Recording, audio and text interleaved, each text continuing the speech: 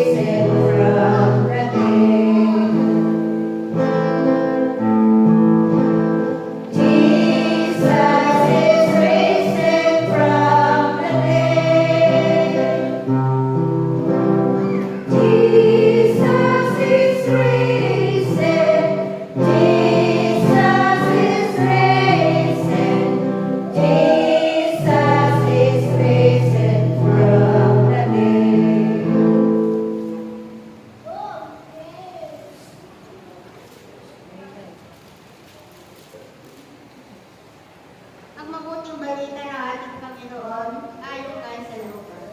Papuri sa iyo, Panginoon. Ang pagdalaw ni Maria kay Elizabeth. Hindi nagtagal at si Maria nagpamadali pumunta sa isang bayan sa kaburulan ng Juda. Pagdating sa bahay ni Zacarias, binati niya si Elizabeth. Nang marinig ni Elizabeth ang bati ni Maria, nagagalaw ang sanggol sa kanyang tiyan. Nabumpos ng Espiritu Santo si Elizabeth at buong galak na sinabi, "Pinagpala ka sa mga babae at pinagpala rin ang dinadala mo sa iyong sinapupunan. Sino ako upang dalawin ang ina ng aking Panginoon? Sapagkat pagkarinig ko ng iyong bati, ay nagagalaw sa tuwa ang sanggol sa aking tiyan. Mapalad ka, sapagkat nanalig kang matutupad ang pinangako. Matutupad ang pinasabi sa iyo ng Panginoon." Ang awit ng pagpupuri ni Maria. At sinabi ni Maria, "Ang puso ko ay nagpupuri sa Panginoon, at nagagalak ang aking espiritu dahil sa Diyos na aking tagapagligtas, sapagkat nilinaw niya ang kanyang abang alipin.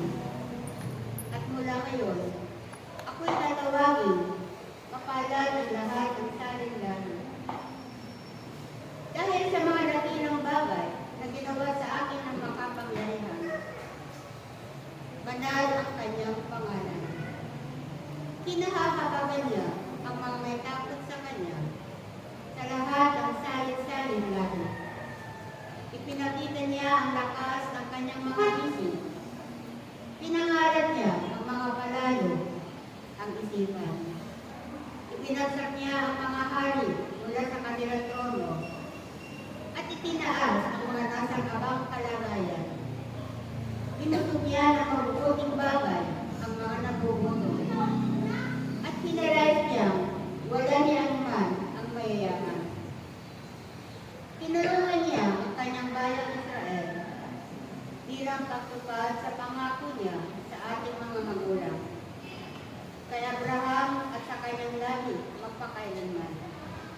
Tumira si Maria at Elizabeth nang may 3 buwan at saka umuwi.